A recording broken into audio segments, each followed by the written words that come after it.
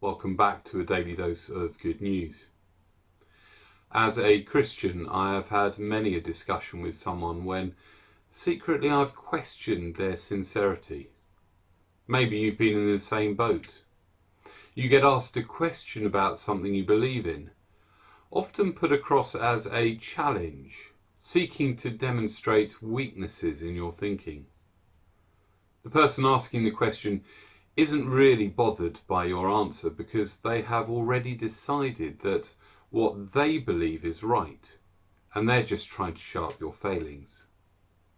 Jesus faced a similar situation in today's extract.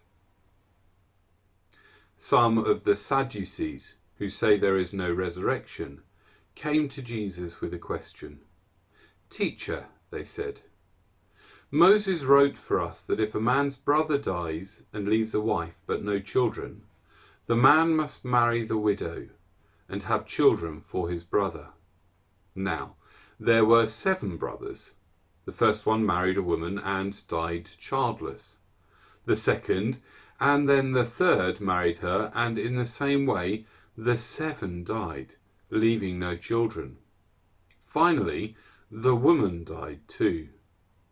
Now then, at the resurrection, whose wife will she be, since the 7 were married to her?"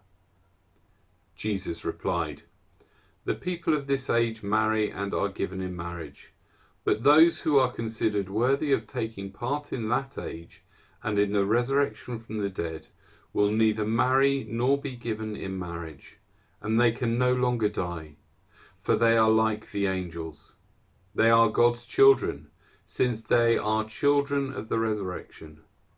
But in the account of the bush, even Moses showed that the dead rise, for he calls the Lord the God of Abraham and the God of Isaac and the God of Jacob. He is not the God of the dead, but of the living, for to him all are alive." Some of the teachers of the law responded, "Well said, teacher," and no one dared to ask him any more questions. Then Jesus said to them, "How is it that they say the Christ is the son of David?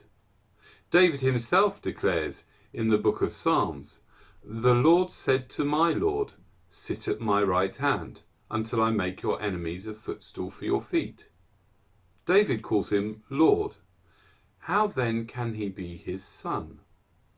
While all the people were listening, Jesus said to his disciples, "Beware of the teachers of the law. They like to walk around in flowing robes and love to be greeted in the marketplaces and have the most important seats in the synagogues and the places of honour at banquets. They devour widows' houses and for a show make lengthy prayers. Such men will be punished most severely." One group of religious leaders with a firm belief in no resurrection from the dead pose a conundrum to Jesus. They don't really want an explanation. They're not really seeking clarification. They just want to show up Jesus who thinks differently as being stupid. Unfortunately for them, it didn't work. They came away with egg on their faces. Jesus is showing them and the other teachers of the law up for what they truly are. People who are more interested in self-preservation and promotion than in the well-being of others. But don't worry, they will get what is due to them. And in case you're still wondering, death isn't the end. You will then come before God. He will judge you. Will Jesus be right there with you saying, "It's okay, Father, this one's mine"? See you tomorrow.